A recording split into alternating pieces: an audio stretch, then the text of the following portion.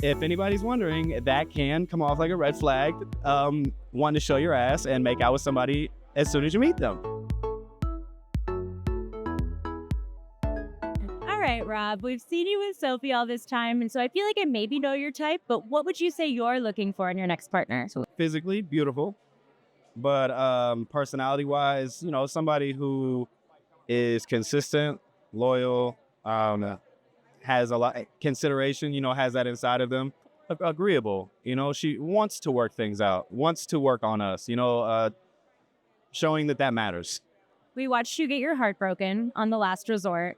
That wasn't that long ago. So I assume you're still going through divorce proceedings. How's that going? It is going. Us getting divorced is obviously what is happening, gonna happen. I mean, I did everything I could to hold on to that marriage, and I still was left standing with nothing. So what's best for me is to move on. And the reality is that even though I was married for like 2 years where we were together, it was a good year and a half of that period of time where we weren't together. Well, after Last Resort, it's probably like 8 months before I actually showed up here for Hunt for Love. So like in total, I was alone for almost 2 years, and felt like I'd been alone long enough. So once it was like, Sophie isn't the way I can go, and that's not gonna happen. Like that's over. I was ready to move on. And what does that mean for her visa? Now that, she was here for a couple years? Does that mean she gets to stay? Is she going back to England? As far as her visa, she is good for 10 years. So I guess the way it starts is if you show up and then you get your visa, that they would give you a 2-year visa. And then after 2 years, you go back and get a 10-year visa. She got the 10-year green card. Like you go back, I don't know, it's visa, green card, but she went back and she ended up getting the 10-year because she'd already spent 2 years. Even though you're divorcing, I think. Really? Oh, okay. Well, so she thinks she's going to stay put. I have a feeling she ain't going nowhere. When we first met you guys, there was a lot of talk about how much money Sophie's family had. And there's been some chatter online that maybe that is not really the case, that they're not as wealthy as people thought. Do you have any comment there?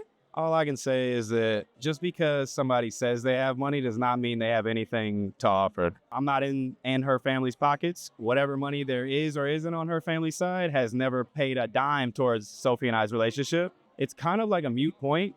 Her mom is not rich. Her mom does not know how to make money, how to keep money, how to spend money, how to be responsible. So, there was times where the main person in her life who was telling her what to think and what to expect was somebody that was so hypocritically out of line to me that also triggered me, because of like, I've only ever gotten and had the opportunity to do it on my own. The whole like, oh, we come from money thing, but you ain't got no money and you can't help anything.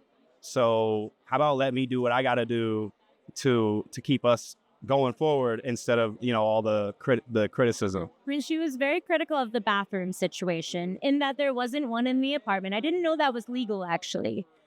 Everybody's critical of the bathroom situation. It's all about perspective.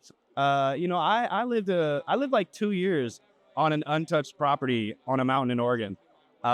Nothing, no running water, no electricity, like went up there to cultivate a property. The idea that bathroom wasn't good enough, I was like, yo, I was not, I should have foresaw that. But, yeah, I mean, I'm thinking, shoot, it's got a sink, it's got a tub. I mean, let's just say when it was shown, that's not how it usually looks. It usually looks cleaner than that, but it is what it is. I brought a woman into my world, and I should have figured out how to connect all necessary things to where she would not have to walk outside in that beautiful California weather to the bathroom. It is an outdoor bathroom. It's not an outdoor bathroom now. It is a bathroom across the courtyard. Across the outdoor. It's an indoor bathroom, because I've used an outdoor bathroom now, like a real like this, like an outhouse.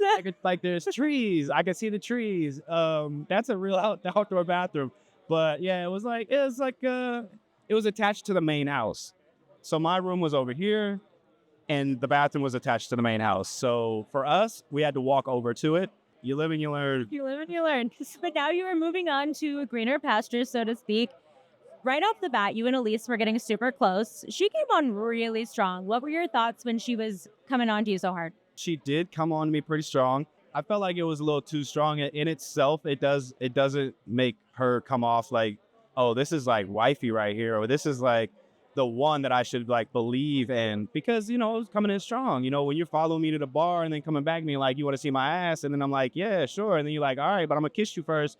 You don't take the kiss, you don't get to see no ass. I'm like, well, okay then, but and then knowing, I feel like, you know, this type of girl that if you reject her on any of these things, or you like, you know, I could talk for a day and a half about why I wouldn't do it or wouldn't want to this early. And then all of it's just going to sound like I'm not interested or I think she's ugly to her. So I'm like, you know what? Since I'm interested and I don't know what's what yet, I'm just going to roll with it. And that's what I did. I rolled with it.